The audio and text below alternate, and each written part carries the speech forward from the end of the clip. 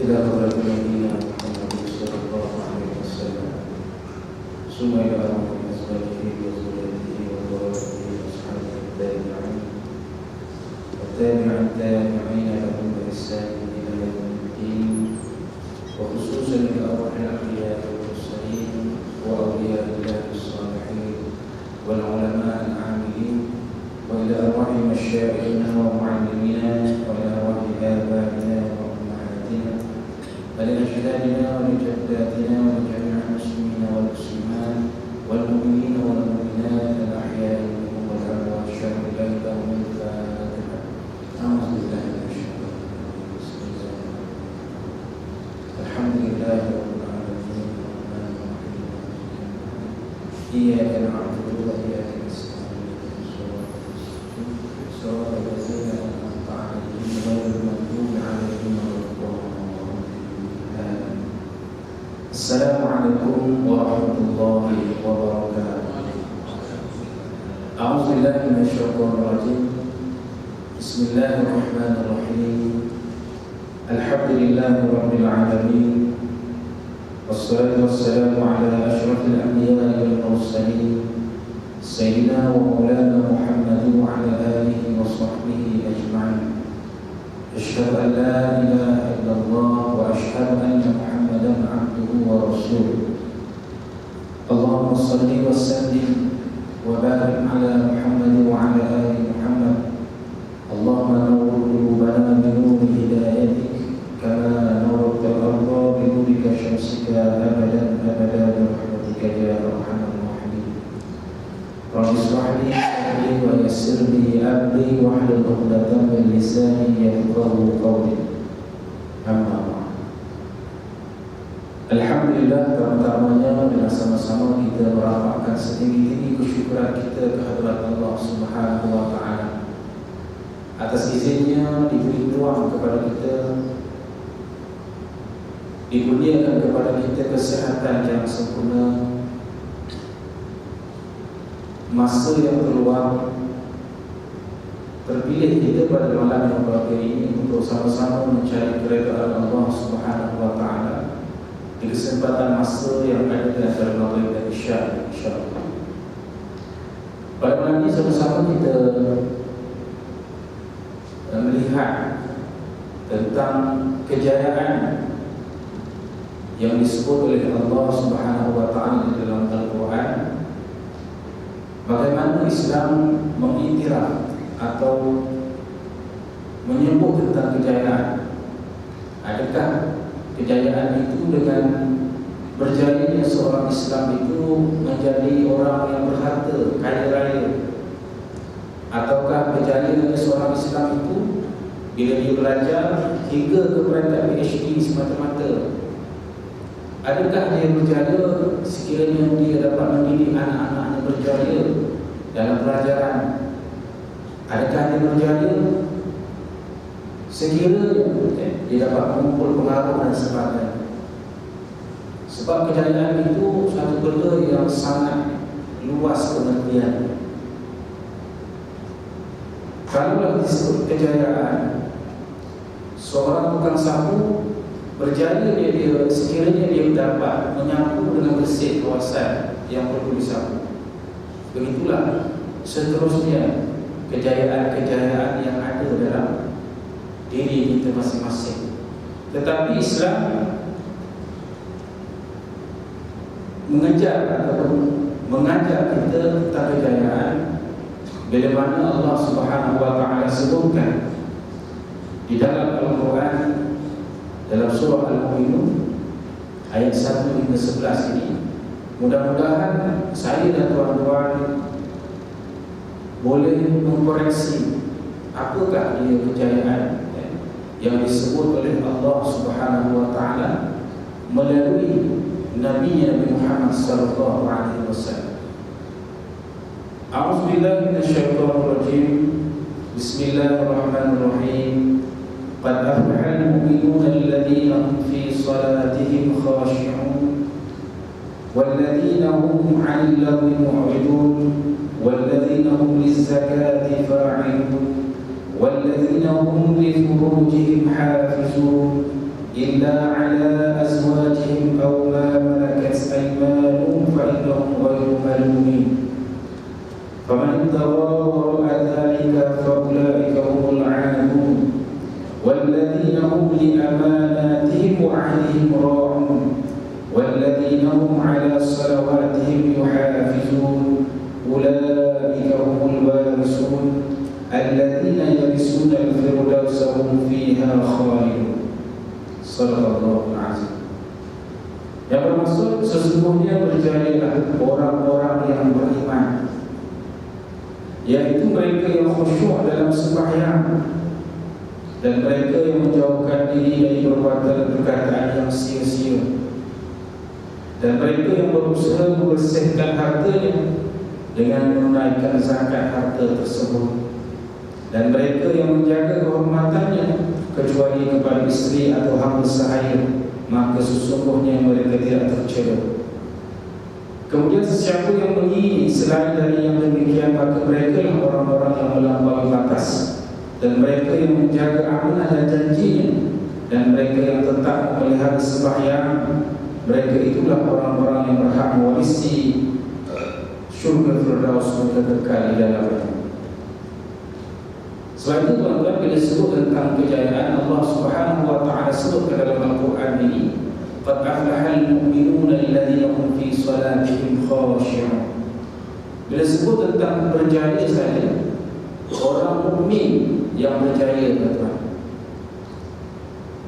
Sebab itu orang yang beriman ini dia dah berjaya dulu.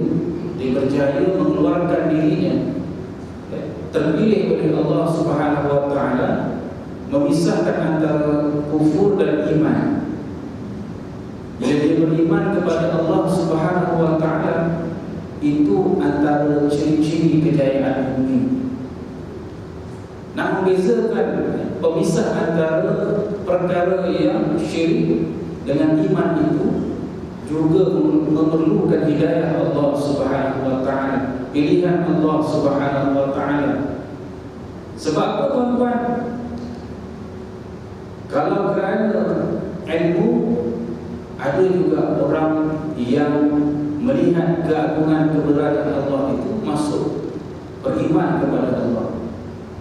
Ada ramai cendekiawan barat, di timur dan di barat, mereka itu mengkaji sesuatu kejadian alam, akhirnya mereka itu masuk Islam. Tetapi lagi ramai cendekiawan yang mengkaji sehingga ke tahap PhD dan sebagainya, mereka itu tidak dipilih oleh Allah Subhanahu wa taala. Jadi mereka itu belum beroleh kejayaan, dalam arti kata kejayaan yang hakiki. Sebab itu, tuan-tuan, bila sebut tentang kejayaan tadi, ciri-ciri pertama adalah dia beriman kepada Allah Subhanahu wa taala. Dalam arti kata dia beriman dengan 6 rukun iman yang kita ketahui tadi. Kalau salah satunya kurang, maka dia belum sempurna imannya. Belum sempurna imannya.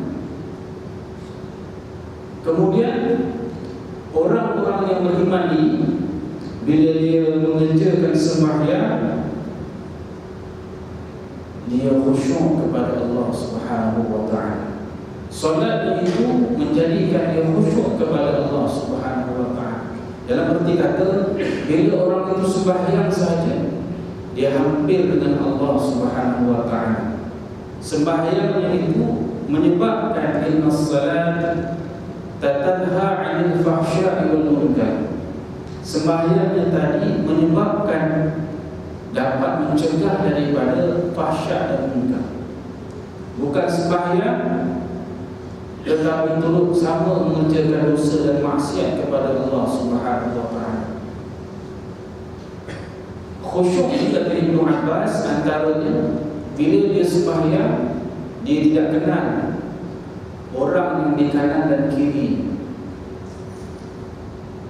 Sembahyang yang khusyuk itu, bila dia sembahyang tadi, dia tidak kenal siapa di kanan dan kiri. Ini tanda khusyuk, kata Ibnu Abbas. Adapun khusyuk ini terlalu luas.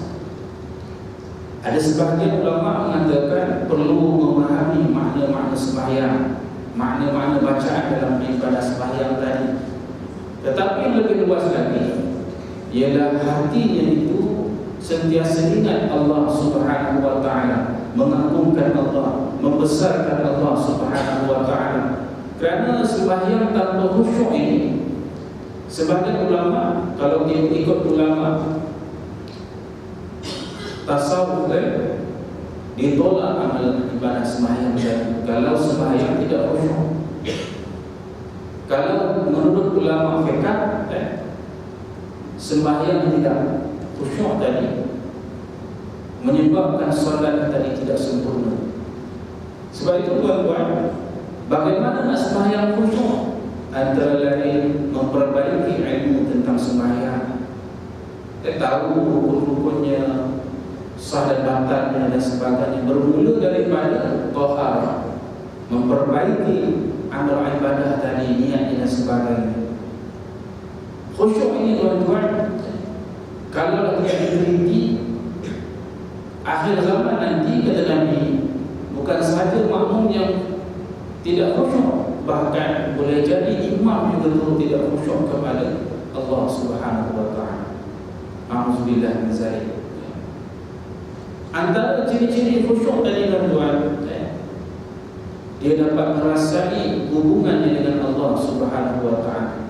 Ingatan yang kekal, akal mengingat kebesaran dan keagungan Allah, hatinya sentiasa menyebut-nyebut Allah Subhanahu wa taala. Badan, tubuh badannya tenang, khusyuk yang zahir dan khusyuk yang batin.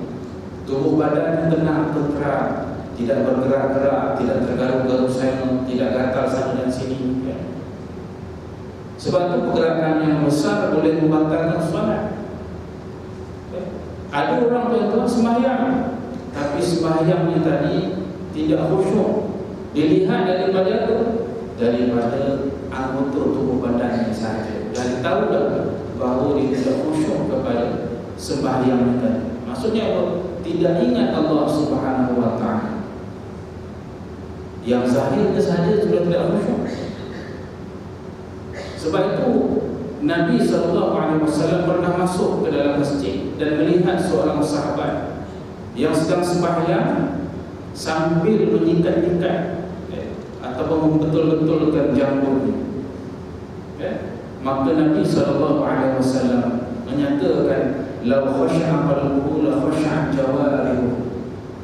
Kata Nabi, sekiranya hati orang ini khusyuk kepada Allah, maka akan khusyuklah, akan tenanglah seluruh anggota tubuh badan. Maksudnya apa? Maksudnya khusyuk itu bermula dalam hati. Bila hati tenang, ingat kepada Allah, maka akan terzahirlah pada seluruh perbuatannya, daripada hujung rambut sampai ke hujung kakinya, ingat kepada Allah, dan akhirnya dia sedar dan menghadap Allah Subhanahu wa taala yang laisa kamitslihi syai'un. Sebab itu tuan-tuan, bila menyebut tentang khusyuk kepada Allah Subhanahu wa taala ini, maka ibadah amalan yang menyokong kuat khusyuk tadi ialah bertaubat kepada Allah Subhanahu wa taala sentiasa, ditambah lagi dengan mengingati Allah Subhanahu wa taala serta selawat pada Nabi sallallahu alaihi wasallam. Ibadah yang semudah ini tuan-tuan sangat sukar untuk diamalkan. Walaupun dia mudah, tapi sangat sukar untuk kita lazimi di lidah dan di hati. Tapi kalau kita nak dapatkan khusyuk kepada Allah dalam sembahyang, maka wajib kepada kita sentiasa mengingati Allah Subhanahu wa taala, menyebut di lidah dan hati kita akan zikrullah tadi. Kerana apa? Kerana untuk kita khusyuk dalam ibadah solat. Tapi tuan-tuan, di akhir zaman ini, bukan akhir zaman, di zaman Nabi pun Nabi dah nampak ada sahabat-sahabat yang begitu tidak khusyuk dan sebagainya. Maka apatah lagi kita, kalaulah dulu sebab panas tak khusyuk katanya. Ada aircon sekarang ni. Semua masjid rata-rata dah ada berhawa dingin. Dah dingin dah pula. Pula tu kata sejuk sangat pula, tak khusyuk pula. Tapi sebenarnya bukanlah sebab panas ke sejuk ke, tetapi puncanya dalam ini, iaitu hati kita tidak tenang, tidak ingat Allah Subhanahu wa ta'ala. Allah Subhanahu wa ta'ala bila mana hatinya itu dipenuhi dengan ingatan kepada Allah, kebesaran kepada Allah, maka seluruh dirinya itu diperhambakan menghadap Allah Subhanahu wa ta'ala 100%, maka tidak kiralah sama ada panas ke sejuk ke, semuanya itu berpunca daripada hati. Ada pun tuan-tuan, jangan pula kalau kita tak perlu hawa dingin lah. Ada pun menambah keselesaan jemaah agar apa? Agar menambah khusyuk kepada Allah itu sangat dituntut juga. Contohnya apa? Permadani yang lembut ini pun membantu sebenarnya. Bau yang harum membantu. Sebab tu disunatkan berwangi-wangian. Ini semua dalam Islam disebut. Sebab tu tak kiralah berhawa dingin tidak berhawa dingin. Yang pentingnya pertamanya banyakkan taubat kepada Allah, kerana kita nak jadi berjaya dunia dan akhirat. Sebab tu tuan-tuan, orang yang berjaya selain daripada sembahyang yang khusyuk, yang kedua, walladzina hum 'anil lagwi mu'ridun. Mereka ini menghindari, menjauhi perkara-perkara yang sia-sia, yang lagwa, yang tidak ada kaitan untuk menambahkan iman contohnya, yang tidak ada kaitan untuk meningkatkan hampirnya dirinya kepada Allah Subhanahu wa ta'ala. Dia jauhi. Kerana apa tuan-tuan? Sekarang ini banyak perkara-perkara yang menyebabkan kita jauh daripada Allah Subhanahu wa ta'ala. Walaupun tujuan itu untuk memudahkan, untuk mempercepatkan dan sebagainya, tetapi kebanyakan masa kita habis dengan perkara-perkara yang sia-sia. Sudahlah di rumah kita dengan televisyen yang 24 jam. Kalau zaman dulu saya kecil-kecil, pukul 12 dah tak ada lah. Keluarlah bulan tu, warna-warni tu. Tengoklah sampai pagi kalau nak tengok kan. Sekarang tak ada tuan-tuan. 24 jam kita habis masa kita dengan menonton rancangan yang berbagai-bagai tadi. Bukan yang menambah iman, tetapi menjauhkan diri kita kepada Allah, menyebabkan masa kita habis di hadapan televisyen. Kalau kita tengok rancangan-rancangan yang bercorak ilmiah, yang bercorak keagamaan, itu satu kebaikan juga. Tapi biasanya yang menarik nafsu kita ialah rancangan-rancangan yang membawa kita kepada fantasi dan sebagainya, percintaan dan sebagainya. Ini menyebabkan kita tidak dapat diiktiraf oleh Allah Subhanahu wa ta'ala sebagai mukmin yang berjaya. Tuan-tuan dan puan-puan, hadirin hadirat yang dirahmati Allah Subhanahu wa ta'ala, sedar tidak sedar kita diingatkan oleh muazzin untuk sentiasa menuju kejayaan. Paling kurang 15 kali, dicorong 10 kali lah. Sebab apa? Supaya kita ingat untuk kita berjaya di dunia dan di akhirat. Berjaya apa? Berjaya melawan nafsu untuk hadir ke rumah-rumah Allah, menunaikan ibadah solat berjamaah. Berjaya apa? Berjaya untuk tidak mencuri tulang dalam pekerjaan. Muazzin itu mengingatkan kita tuan-tuan. Lepas azan nanti dalam iqamah pun dia ulang lagi sekali. Untuk apa? Hayya 'alas salat. Kalau lalu Bilal bin Abi Rabah, muazzin Rasulullah sallallahu alaihi wasallam, mengumandangkan azannya di setiap waktu, mengingatkan umat Islam agar sentiasa Selain pertama dia beriman kepada Allah dan Rasul, juga untuk diajak kita menuju kejayaan. Hayya 'alas salah, 2 kali diulang. Kenapa diulang 2 kali? Menunjukkan betapa pentingnya kejayaan tadi. Kejayaan yang hakiki tentulah yang saya sebutkan tadi, bila mana seorang Islam itu beriman kepada Allah Subhanahu wa taala, sembahyang dalam keadaan khusyuk kepada Allah Subhanahu wa taala, hingga kan sembahyangnya tadi menzahirkan dirinya seorang mukmin yang hanya inginkan Allah Subhanahu wa taala, tidak yang lain. Bila mana seorang itu beriman, inginkan Allah sahaja, tidak mahu yang lain, maka bila dirasuah dia tolak. Bila diajak untuk melakukan maksiat, dia tolak. Kerana apa? Dia melihat dan memandang Allah Subhanahu wa taala Rabbul Jalil tadi sebagai Tuhan yang agung, yang sentiasa memerhatikan dirinya, sama ada di hadapan orang ataupun di belakang orang ramai.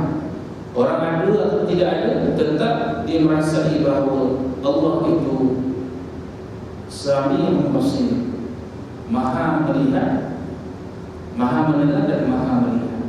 Sebab itu tuan-tuan, bila kita sebut tentang menjauhi perkara-perkara lagha tadi, maka antara lain ibu bapa memainkan peranan yang sangat penting dalam memastikan anak-anak mereka itu terjaga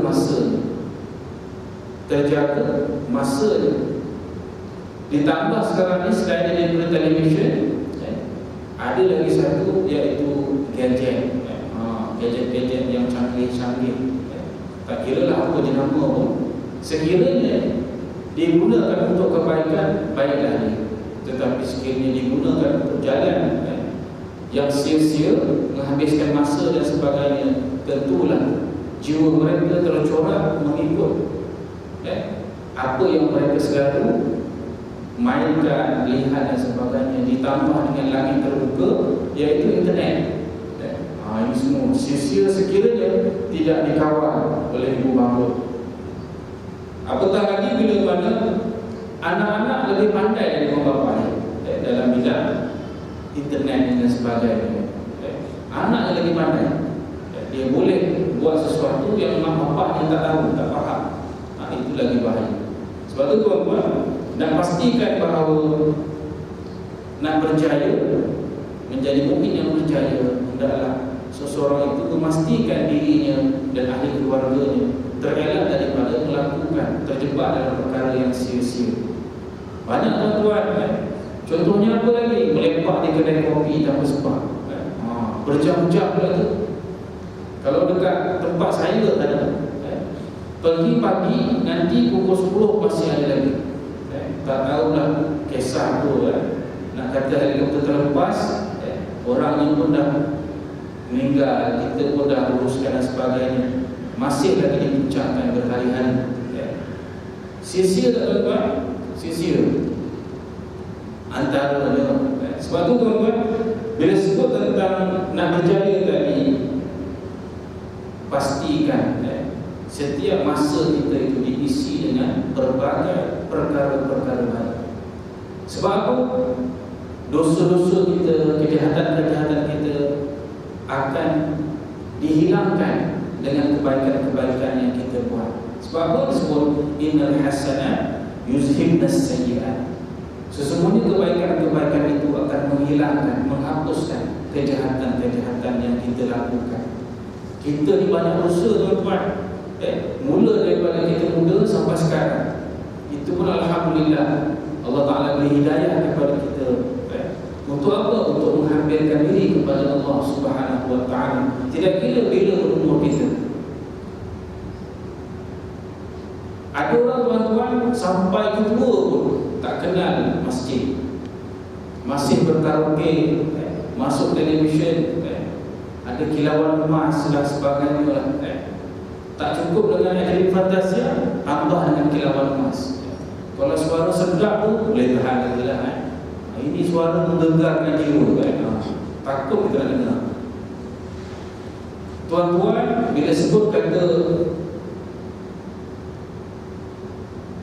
beriman dan berjaya dan sebab itulah Islam menitik beratkan sembahyang yang disebutkan pertama tadi dalam keadaan khusyuk. Bila sembahyang yang khusyuk, dia akan apa? Dia akan sentiasa memerhatikan kekurangan-kekurangan yang ada pada diri. Yang terbaik tuan-tuan ialah kita sentiasa memerhatikan kecelakaan-kecelakaan, keaiban-keaiban diri sendiri, bukan kekurangan ataupun kesalahan-kesalahan orang lain. Kita sekarang ni nampak kesalahan orang lain lebih daripada kekurangan diri kita. Sedangkan Islam, Nabi SAW mengajar kita untuk melihat kekurangan diri kita supaya kita memperbaikinya. Kalaulah kita sembahyang dalam keadaan sembahyang yang khusyuk tadi, tentulah sembahyang kita itu boleh mengubah diri kita daripada perkara yang negatif kepada perkara yang positif. Kita akan lihat diri kita ini lemah, Allah itu Maha Kuasa. Kita akan lihat diri kita ini jahil, kurang ilmu, Allah itu Maha Kaya ilmu dan sebagainya. Maka kita belajar. Kerana apa? Kerana ilmu itu juga salah satu perkara yang sangat dituntut dalam Islam untuk menyebabkan seseorang itu boleh berjaya dunia dan akhirat. Ilmu itu boleh meningkatkan seseorang itu ke darjat-darjat yang tinggi, meningkatkan dirinya melebihi orang lain. Ilmu tadi, bahkan dalam hadis Nabi disebutkan, orang siapa inginkan dunia, hendaklah dia berilmu. Inginkan akhirat, hendaklah dia berilmu. Sebab itu tuan-tuan, untuk kita khusyuk tadi perlukan ilmu. Ilmu yang mengajar tentang khusyuk ini ada dalam satu bidang ilmu, iaitu ilmu tasawuf. Di dalam ilmu ini diajar di dalamnya bagaimana untuk kita melihat kekurangan-kekurangan, keaiban-keaiban diri kita. Bukan sahaja melihat kekurangan tadi, iaitu tahu apakah sifat mazmumah. Dah tahu tadi kekurangan tadi, maka ditambah ataupun dihilangkan dengan apa? Dengan sifat-sifat mahmudah, sifat-sifat terpuji. Menggantikan sifat-sifat mazmumah tadi, sifat yang dikeji, kepada sifat mahmudah, sifat yang terpuji. Sebab itu kalaulah dengan ilmu tadi, seseorang itu boleh kenal, tahu kelemahan-kelemahan dirinya, tahu di mana letak dirinya. Adakah dirinya itu hampir dengan Allah ataupun masih jauh lagi dengan Allah Subhanahu wa ta'ala. Biasa begitu tuan-tuan, orang yang rasa dirinya hampir dengan Allah sebenarnya jauh daripada Allah Subhanahu wa ta'ala. Begitu juga orang yang rasa pandai, biasanya tak pandai. Kerana apa? Kerana bila mana kita merasakan kerdil di hadapan Allah Subhanahu wa ta'ala, begitulah para ulama, mereka ini merasakan jahil di hadapan Allah Subhanahu wa ta'ala, kurang ilmu. Sebab itu bila rasa kurang, rasa tidak ada, maka Allah kurniakan dia berbagai ilmu, kepahaman yang baik. Kalau kita merasakan dah ada banyak ilmu, maka kita kurang diberi perhatian oleh Allah Subhanahu wa ta'ala. Bahkan tidak dapat berilmu kerana dah rasa pandai, rasa berilmu. Tuan-tuan dan puan-puan, selain daripada menghindari daripada perbuatan-perbuatan yang sia-sia, antara ciri lain untuk kejayaan ialah mereka itu mengeluarkan zakat pada harta-harta mereka. Sama ada zakat harta ataupun zakat diri mereka. Ini tanda orang berjaya. Mereka ada harta, maka mereka mengeluarkan zakat harta mereka. Zakat harta tak banyak tuan-tuan, 2.5% sahaja. Sangat sikit dibandingkan dengan kurniaan Allah Subhanahu wa ta'ala kepada kita. Nikmat harta itu terlalu banyak dibandingkan dengan apa yang Allah Subhanahu wa ta'ala perintahkan untuk mengeluarkan. iaitu 2.5%. Untuk makluman kita, orang yang mengeluarkan zakat di negeri Selangor ini persennya masih belum mencapai tahap yang sepatutnya. Kalau 100% belum lagi lah, 80% pun belum lagi tuan-tuan. 30 hingga ke 40% saja yang mengeluarkan zakat. Masih jauh lagi, menandakan bila mana seseorang itu ingin berjaya. Selain daripada kaya dia, bila dia kaya, dia ingat Allah Subhanahu Wa Taala dengan mengeluarkan zakat yang 2.5% tadi. Sebab itu tuan-tuan, bila mana nak berjaya tadi, seseorang itu perlu tahu berapa banyak harta dia. Supaya apa? Bila dia tahu hartanya banyak tadi, setakat mana banyaknya untuk dia mengeluarkan zakat 2.5%. Sebab tu kalau ada orang, kita galakkan dia mencari harta banyak lagi. Untuk apa? Untuk dia menjadi pembayar zakat. Supaya apa? Supaya dengan zakat tadi hartanya dibersihkan oleh Allah Subhanahu Wa Taala, dan juga hatinya juga dibersihkan daripada berbagai sifat-sifat yang tercela. Khudh min amwalihim shadaqatan tutahhiruhum wa tuzakkihim biha. Keluarkanlah daripada harta kamu zakat. Untuk apa? Untuk membersihkan harta tadi, dan juga untuk menyucikan jiwa kamu daripada sifat-sifat tercela. Sebab itulah tanda orang berjaya antara lain dia mengeluarkan zakat harta dan juga zakat diri. Kalau dia tak keluarkan zakat, belum sampai ke peringkat dia berjaya. Sebab orang yang mengeluarkan zakat ini ialah orang yang berharta, orang kaya. Sebab itu tuan-tuan, orang kaya ciri-ciri juga kepada orang yang berjaya. Kalau nak jadi orang berjaya, kena jadi orang kaya juga. Walaupun tidak semestinya orang berjaya itu kaya, tapi dalam Al-Quran ini disebutkan mereka itu berciri-ciri berjaya tadi ialah dengan mengeluarkan zakat harta. Tuan-tuan dan puan-puan, selain daripada itu, mereka ini menjaga kehormatan diri mereka, menjaga kemaluan mereka daripada apa? Daripada perkara-perkara yang dikeji oleh Allah Subhanahu Wa Taala. Zaman sekarang tuan-tuan, orang berzina ni macam orang minum kopi je. Waktu pejabat rehat 1 hingga pukul 2 pun dia boleh berzina. Banyak kes-kes. Dulu saya kerja di Jabatan Agama Islam Selangor, 10 tahun di sana. Banyak kita dapat aduan daripada suami isteri, pasangan-pasangan masing-masing, bahawa pasangan mereka berlaku curang.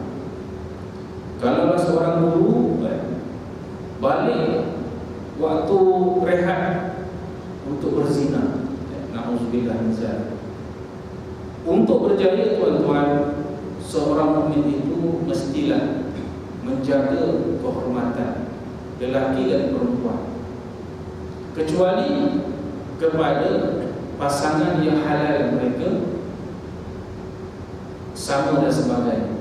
Ini tuan-tuan, antara lain tuan-tuan, bila disebut tentang menjaga kehormatan ini,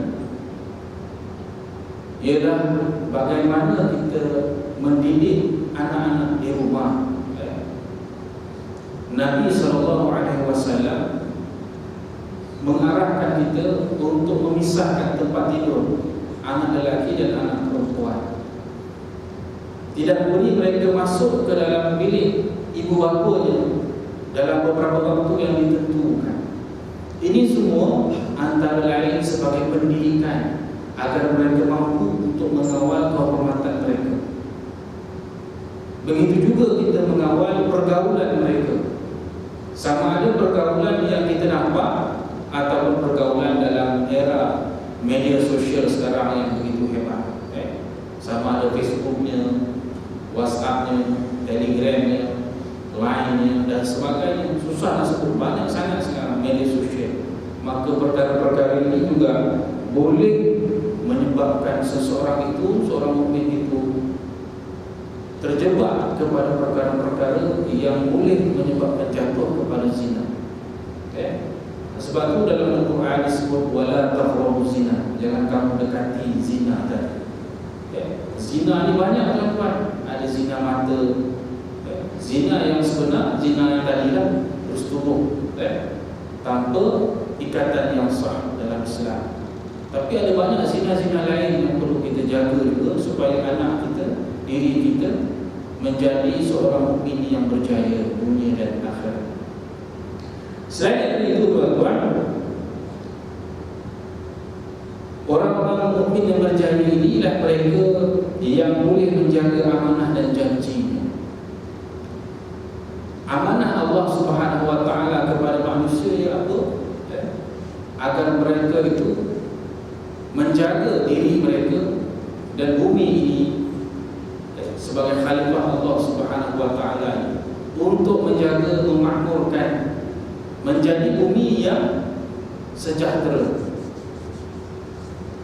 Dan janji kepada Allah Subhanahu wa taala ini ada dua. Janji kita di dunia ini dan janji kita di alam arwah dulu. Alam alastu bi rabbikum. Bila mana Allah Subhanahu wa taala bertanyakan kepada roh kita, alastu bi rabbikum, qalu bala syahidna. Dulu kita di alam alastu bi rabbikum kita mengakui bahawa Allah itu Tuhan kita, Rabb kita, bukan yang lain. Jadi bila kita dilahirkan di dunia ini, kadang-kadang kita lupa pada janji kita. Bertuahlah, beruntunglah kita kalau kita dilahirkan sebagai orang Islam, Islam keturunan dan sebagainya. Tetapi itu pun belum cukup. Kita masih lagi memerlukan ilmu, pendidikan daripada pimpinan Al-Quran dan Hadis dan juga ulama. Untuk apa? Untuk kembali mengenal Allah Subhanahu wa taala dengan ilmu. Supaya apa? Allah itu sajalah Rabb kita, Tuhan kita yang kita sembah, tidak ada yang lain. Sehingga kan kita sentiasa berjanji dalam sembahyang kita, inna salati wa nusuki wa mahyaya wa mamati lillahi rabbil alamin. Kita berjanji setiap kali kita sembahyang, memperbaharui janji kita agar apa? Agar sentiasa benar perjalanan kita, tidak lari daripada keredaan Allah Subhanahu wa taala. Kalau lagi tuan-tuan, kita kembali pada sembahyang nanti kita akan berjanji semula. Kita bertaubat kepada Allah Subhanahu wa taala. Kerana apa? Kita melupakan janji kita dengan Allah Subhanahu wa taala. Sebab itu tuan-tuan, janji ini banyak. Kita nikah hari itu kita ada janji. Janji sebab apa? Janji jaga isteri kita, tidak menyakiti dia, tidak tinggalkan dia, tidak abaikan nafkah dia. Hingga kan ada ta'liq pula tu. Sebab apa? Sebab di Malaysia ini ramai pasangan yang kahwin kemudian tidak bertanggungjawab kepada pasangan dia. Kalau dilihat ramai janda-janda di Selangor inilah, tak kalau negeri lain, di Selangor ini ramai janda-janda ini ditinggalkan oleh suaminya, diceraikan daripada negeri lain, diletakkan di negeri Selangor. Kemudian apa?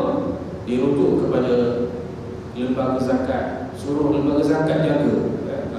Dia tak jaga langsung. Ini yang banyak berlaku tuan-tuan. Sebab itu kalau tuan-tuan kata kutipan zakat tinggi, tapi ramai juga asnaf fakir miskin lagi. Sebab itu antaranya faktor-faktornya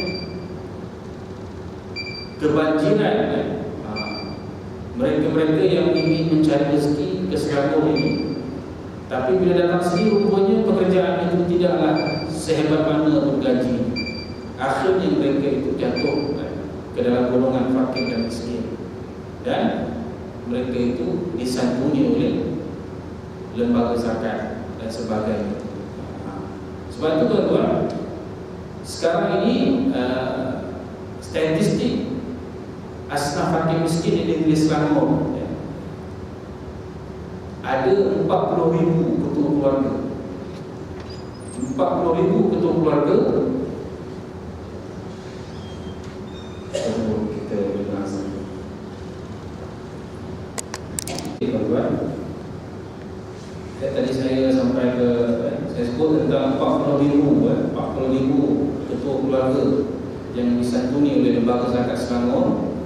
Kalaulah kita andaikan ada 3 ahli keluarga, kemungkinan ada ratus ribu ahli ataupun mereka yang tergolong dalam golongan asnaf fakir dan miskin di negeri Selangor.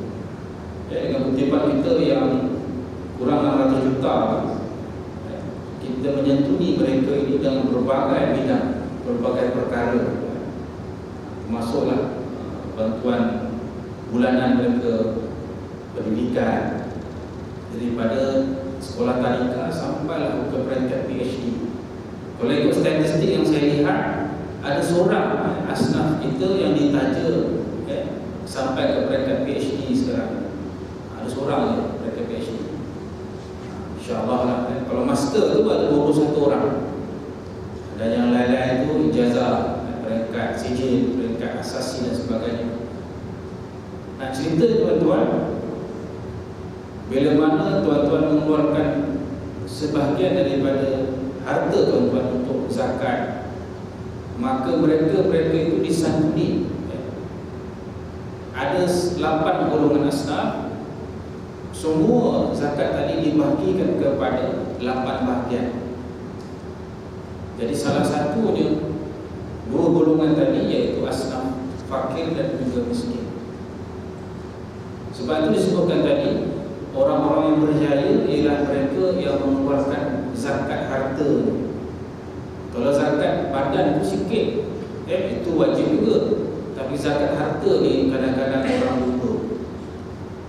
Ada yang terlupa tak khotok pun, dia biar.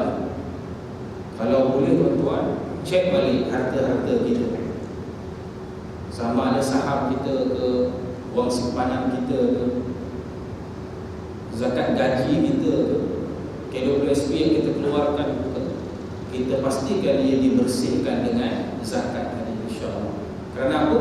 Ia sangat-sangat diperlukan kepada 8 golongan asnaf di negeri Selangor ini, insyaAllah. Dan saya sambung lagi tentang orang mukmin yang berjaya tadi, mereka yang memelihara amanah dan janji. Mereka ini tuan-tuan berlawanan dengan sifat-sifat orang munafik. Kalau orang munafik ini bila bercakap dia berbohong, bila berjanji dia mungkiri, bila bergaduh dia berlebih-lebih, dia berlawanan. Orang mukmin berlawanan dengan sifat orang-orang munafik ini. Kerana apa? Kerana itulah perbezaan antara munafik dan iman orang mukmin. Sebab itu kita nak jauhi sifat-sifat orang-orang munafik ini. Antara tadi saya sebutkan, bila bercakap dia berbohong, bila buat janji dia mengkhianati, bila bergaduh, pertikaian, dia melampaui batas, berlebih-lebih. Orang gaduh baru tunggu dia tikamnya, dia bunuhnya. Itu dahsyat. Itu sifat-sifat orang munafik. Kemudian antara lain ciri-ciri orang mukmin yang berjaya ialah mereka tetap memelihara sembahyang mereka. Di mana saja mereka pergi, tak kira tempat dan sebagainya, mereka travel ke, naik kapal terbang ke, naik kapal laut ke, kapal selam dan sebagainya, dalam keadaan aman ataupun berperang, mereka tetap ingat kepada Allah Subhanahu Wa Taala dengan melaksanakan ibadah sembahyang. Kalau dia musafir, dia jamak Zuhur dengan Asar, Maghrib dengan Isya, Subuh. Ada 3 waktu dia sembahyang. Kalau tidak musafir, 5 waktu sehari semalam. Maka mereka ini ciri-ciri orang yang beriman, yang berjaya dunia dan akhirat. Dan ciri-ciri inilah yang akan mewarisi syurga yang Allah Subhanahu wa taala janjikan, iaitu apa? Syurga Firdaus, syurga yang hebat, nikmat, tidak terpandang dengan mata kita, tidak terbayang, terlintas dengan akal fikiran kita kenikmatan dalam syurga tadi. Sebab tu tuan-tuan, marilah sama-sama saya dan tuan-tuan menjadi mukmin yang berjaya, yang dapat mewarisi nikmat syurga yang Allah Subhanahu wa taala tentukan, janjikan, iaitu syurga Firdaus. Mudah-mudahan dengan usaha kita, dengan ilmu yang kita pelajari, dengan keyakinan kita kepada Allah Subhanahu wa taala yang akan memilih kita, dengan usaha kita bersungguh-sungguh, insya-Allah kita akan dipilih oleh Allah Subhanahu wa taala mewarisi syurga Firdaus yang telah dijanjikan oleh Allah Subhanahu wa taala. Namun tuan-tuan, walau bagaimanapun kita dijanjikan oleh Allah Subhanahu wa taala dengan janji-janji yang begini hebat, tentulah bukan semudah itu. Tentulah ada cabaran dan ujian yang mendatang, yang mana nafsu yang dibekalkan ada dalam diri kita diuji oleh Allah Subhanahu wa taala. Ada lagi pula syaitan yang menjadi sahabat karib kepada nafsu tadi. Ada pula kemewahan dunia ini, makhluk yang ada ini yang cuba menyebabkan perjalanan kita menuju kepada mukmin yang berjaya tadi akan sentiasa tersekat-sekat. Kadang-kadang auzubillah terhenti. Tetapi janganlah kita berhenti terus. Kita bangkit kembali, kita bertaubat kembali kepada Allah Subhanahu wa taala, mendekati orang-orang soleh, para ulama, pewaris Nabi.